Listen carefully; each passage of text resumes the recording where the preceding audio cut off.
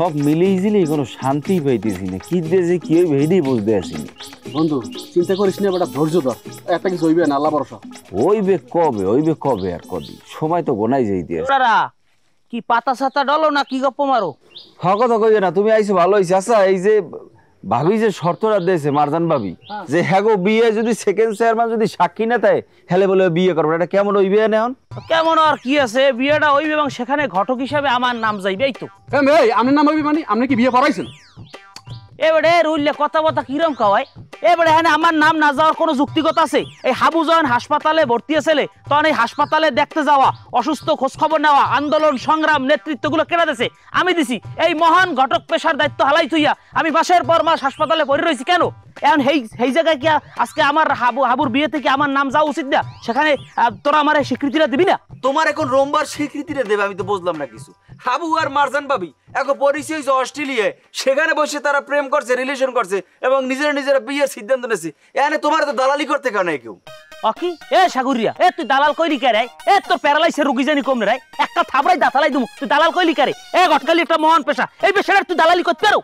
এ মেয়ে তুমি কি করো, তুমি কি বুঝে খবর আমার দ্বারে নাই? তুমি তো আসলে একটা দালাল। তুমি মিনিমাম 10 জন মাইয়ের বাপের দাঁড়িয়ে আমার কথা কই তুমি টাকা খাইছো, খাও নাই? মিথ্যে ছিটতে বানাইয়া কইয়া তুমি কয় টাকা খাইছো, খবর কি আমার দ্বারে নাই? আর তুমি আমার প্যারালাইসিসের রোগী কইছো মানে কি? তুমি আমার প্রমাণ করো দিছি আমি প্যারালাইসিসের রোগী? এবারে তুই কথা কি গার্দিক চাই কয় না? তুই নিজের কি মনে করো না গায়ে পায়ে কথা বলদেন না নইছো দেখিয়া নিজের প্রেসিডেন্ট দাবি করয়? এ তোর না একটা অসল মাল যা কোন সাইরেনার কামেও লাগে না, এই বাজারে বেচার লাগে আমি সারাদিন দাবি করতেছি। তুই দেখলে আমার কবি মুরব্বী আসসালামু আলাইকুম আপনার খুরাই সালাম, হ্যাঁ তুই আমার লাগ করবে দুই। আর হ্যাঁ সারা তুই প্যারালাইসিস রোগী না তাই কি? সব কথা আমার এই সামনে কইস না, বাদ দে এই সমস্ত কিরচা কাহিনী। হালার ফলার খুন করে লাগে না? এই শালারে খুন করি জেল খাড়ো যদি লাগে আমার, হ্যাঁ পরে আমি তোর খুন করবো হালার বলা। হ্যাঁ সত্য কথা কইলে তোর গার মধ্যে জলাফেরা করে উঠবি। তোর মতো একটা যুবক তাগরা বলদ পোলা যে মাইয়ে মানুষ দেখলে একটু তাকাইবে, একটু বেসকি বুসকি দেবে, এটা স্বাভাবিক না? তুই মাইয়ে মানুষ দেখলে ডরাও, আমার একটু করতে পারো?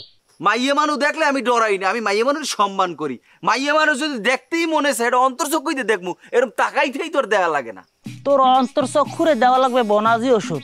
এবারে গ্রামে একটার পর একটা ঝামেলা যাইতে আছে, এই যদি না যাইতে তোর চরিত্র এই গ্রামে সবার সামনে আমি খুললে দিতাম যে তোর চরিত্রটা কি।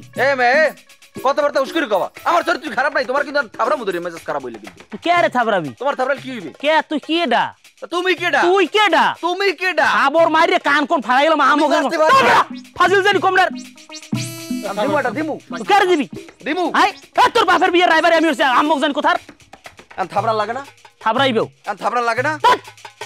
থাবড়া পালাটা দিয়ে দা। তোর দিলে কি হইবে? তুই দে বললে সাগর এ রুলিয়া, আরে সরা তুই বিয়ে কেমনে হরো?